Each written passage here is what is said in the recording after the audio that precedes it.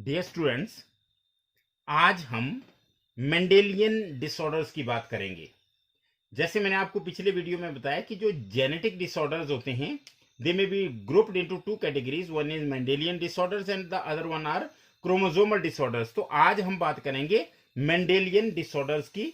और जैसे कि नाम से पता लग रहा है कि इनकी इनहेरिटेंस जो होती है वो लॉ ऑफ इनहेरिटेंस को या प्रिंसिपल ऑफ इनहेरिटेंस को फॉलो करती है। That's why these are called as Mendelian disorders. और सबसे इंपॉर्टेंट चीज है कि these are determined by alteration or mutation in a single gene. तो बेसिकली क्या होता है कि एक जीन में अगर कोई चेंज हो,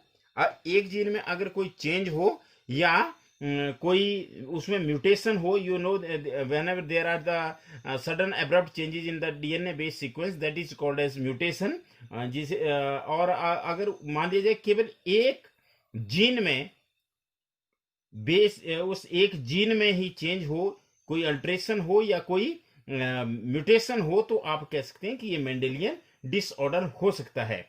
और ये क्या करते हैं, ये ट्रांसमिट होते हैं ऑफस्प्रिंग तक। कैसे ट्रांसमिट होते हैं? जैसे प्रिंसिपल ऑफ इनहेरिटेंस कहता है, बिल्कुल इनकी इनहेरिटेंस उसी हिसाब से होती है। That's why these are known as Mendelian disorders. तो the two important points are that these are mainly determined by alteration or mutation in a single gene. Now, second, they are transmitted to the offspring on the same lines as the principle of inheritance. And the pattern of inheritance can be traced in a family by pedigree analysis. This is also important कि अगर आप pedigree analysis करेंगे तो pedigree analysis आप पहले वाले video में study कर चुके हैं कि पेडिग्री एनालिसिस बेसिकली होती क्या है। तो अगर किसी फैमिली की आप पेडिग्री एनालिसिस करेंगे तो आप इन ट्रेड्स के जो इनहेरिटेंस पैटर्न है उसको इजीली ट्रेस कर सकते हैं। और अगर हम बात करें कि कौन कौन से मेंडेलियन डिसऑर्डर्स होते हैं, तो इनमें सबसे इंपॉर्टेंट आपको पता है हीमोफीलिया। ये हम डिटेल में भी डिस्कस करेंगे कि हीमोफीलिया है क्या, किस तरह से इसकी इनहेरिटेंस होती है। Then there is another, it is known as cystic fibrosis या सिस्टिक फाइब्रोसिस। तो ये दूसरा मेंडेलियन डिसऑर्डर है। Next is sickle cell anaemia. थोड़ी सी मैंने पहले भी बात की कि इसमें जो हमारे आरबीसीज होते हैं उनकी शेप जो है वो सिकल की तरह हो जाती है। That's why it is called as sickle cell anaemia. और इसके अलावा colour blindness is the fourth Mendelian disorders. Then there is phenylketonuria. Phenylketonuria के बाद आपने सुना होगा थैलेसीमिया। तो ये क्या है? Basically these are Mendelian disorders. और मैं आपको एक बार फिर से बता रहा हूं कि मेंडेलियन डिसऑर्डर्स होते हैं they are determined by the alteration or mutation in a single gene, and they are transmitted to the offspring on the same line as the principle of inheritance. Means their pattern of inheritance can be traced in a family by analyzing the pedigree, that is by pedigree analysis. And among these Mendelian disorders, the most common are hemophilia, cystic fibrosis, sickle cell anemia, color blindness, phenylketonuria and thalassemia.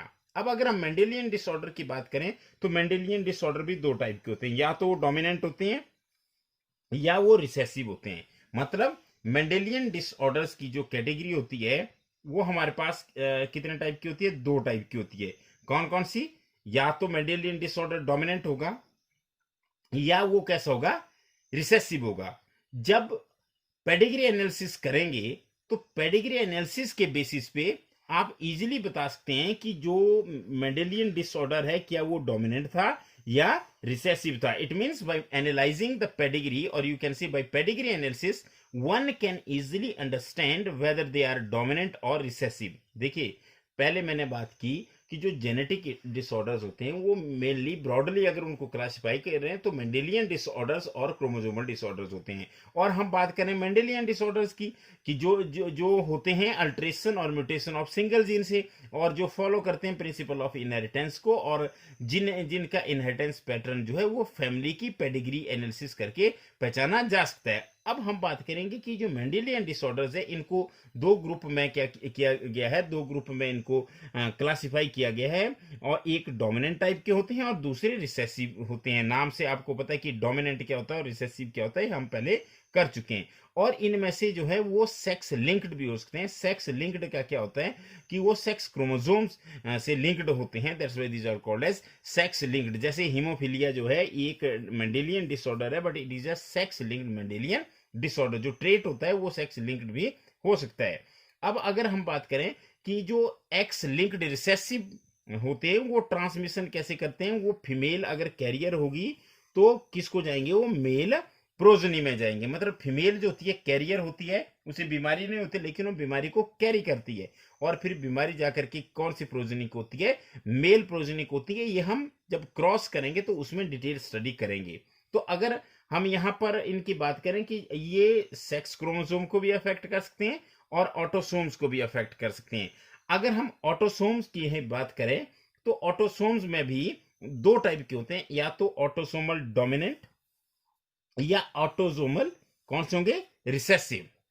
अब मैं आपको एक बहुत ही important point बताऊं कि इनकी pedigree analysis आप बड़े इजीली कर सकते हैं। How you can analyse their pedigree, there is a simple trick or simple way to analyse their pedigree. कि मतलब आप पेडिग्री को देख करके बता सकते हैं कि ये डोमिनेंट है या रिसेसिव है। तो देखिए, जो ऑटोसोमल डोमिनेंट होता है उसमें पेरेंट्स जो है वो अफेक्टेड हो सकते हैं, पर चिल्ड्रन अनअफेक्टेड भी हो सकते हैं। मतलब affected parents may give rise to unaffected children. ये बहुत इंपॉर्टेंट पॉइंट है कि पेरेंट्स तो अफेक्टेड है पर चिल्ड्रन नॉर्मल भी हो सकते हैं। और अगर ऑटोसोमल रिसेसिव की बात है तो यहां पे उल्टा है कि अगर पेरेंट्स अनअफेक्टेड है तो उनके बच्चे अफेक्टेड हो सकते हैं। देखिए बहुत इंपॉर्टेंट है कि अफेक्टेड पेरेंट्स के बच्चे अनअफेक्टेड हों तो आप समझ जाएं कि वो ऑटोसोमल डोमिनेंट है। और अगर अनअफेक्टेड पेरेंट्स है लेकिन बच्चे उनके अफेक्टेड हो जाए तो आप समझें कि वो कौन सा है, ऑटोसोमल रिसेसिव है। और ये जो ऑटोसोमल डोमिनेंट होता है, क्योंकि डोमिनेंट है तो ये हर जनरेशन में होगा। और अगर हम इसके एग्जाम्पल की बात करें तो मायोटोनिक डिस्ट्रोफी, ये कौन सा होता है, it is a autosomal dominant. और अगर हम इसकी बात करें ऑटोसोमल रिसेसिव की, तो ये जनरेशन को स्किप भी कर सकता है। जरूरी नहीं है, जैसे मैंने आपको बताया कि पेरेंट्स अनअफेक्टेड है पर बच्चे अफेक्टेड हो गए, तो पेरेंट्स वाली जो जनरेशन है वो स्किप कर गई, उसमें कोई सिम्टम नहीं आए या उसमें वो डिसऑर्डर नहीं था, लेकिन बच्चों में डिसऑर्डर आ गया, तो ये जनरेशन को स्किप कर सकता है। और इसका सबसे बेस्ट एग्जाम्पल है सिकल सेल अनीमिया। तो अगर मैं आपको यहाँ एनसीईआरटी की बुक दिखाऊं तो एनसीईआरटी की बुक में आप देख सकते हैं कि यहां पे देखिए ये पेरेंट्स अफेक्टेड है और यहां देखिए इनके अनअफेक्टेड चिल्ड्रन भी हो सकते हैं। तो ये है ऑटोसोमल डोमिनेंट। मतलब affected parents may give rise to unaffected children. तो अगर ऐसी सिचुएशन हो, यहां भी आप देख सकते हैं, देखिए यहां पे अफेक्टेड है लेकिन ये नॉर्मल है, तो इसका मतलब है कि अफेक्टेड से अनअफेक्टेड अगर हो तो ये कौन सा होगा, ये होगा ऑटोसोमल डोमिनेंट। और देखिए यहां पे ये अनअफेक्टेड है, ये दोनों अनअफेक्टेड है, लेकिन बच्चे इनके अफेक्टेड आ गए, तो ये कौन सा होगा, it is you can say autosomal recessive trait. तो ये बात की हमने कि ऑटोसोमल डोमिनेंट क्या होता है और ऑटोसोमल रिसेसिव क्या होगा। तो मैं लास्टली एक बार फिर से आपको रिपीट कर रहा हूं कि मेंडेलियन डिसऑर्डर्स होते हैं ऐसे डिसऑर्डर्स होते हैं जो एक जीन की अल्ट्रेशन या म्यूटेशन की वजह से होते हैं या डिटरमाइन होते हैं, और वो क्या करते हैं, वो ऑफस्प्रिंग में वैसे ही ट्रांसमिट होते हैं जैसे प्रिंसिपल ऑफ इनहेरिटेंस कहता है। And the important is the pattern of inheritance can be traced by analysing the pedigree of a family, and among this haemophilia, cystic fibrosis, sickle cell anemia, color blindness, phenylketonuria, and thalassemia are most common. Or Mendelian disorders may be of dominant type or they may be of a recessive type. On the basis of their pedigree analysis, we can find or we can easily understand whether this is a dominant or it is a recessive. And some of them, the traits may be sex linked, as in case of hemophilia, and whenever these are sex linked, these are linked with the X chromosome, and this X linked recessive shows transmission from carrier mother to the you can say male child. तो mail जो child होगा सन mother career mother से सन तक जाएंगे, जो हमारे sex linked recessive होंगे। अब अगर हम ऑटोजोमल की बात करें, ऑटोजोमल का मतलब होता है जैसे हमारे 22 पेयर्स हैं जो ऑटोसोम्स होते हैं, और तीसरा जो होता है, जो लास्ट वाला होता है 23rd जो होता है, वो सेक्स लिंक्ड होता है एक्स वाई और एक्स एक्स। तो मैं बात केवल ऑटोसोम्स की कर रहा हूँ। तो अगर ऑटोसोम डोमिनेंट होगा तो वहां पे पेरेंट्स जो है वो अफेक्टेड हो सकते हैं, पर बच्चे अनअफेक्टेड भी हो सकते हैं। और अगर पेरेंट्स अनअफेक्टेड हो और बच्चे अफेक्टेड हो जाए तो ये ऑटोजोमल रिसेसिव है।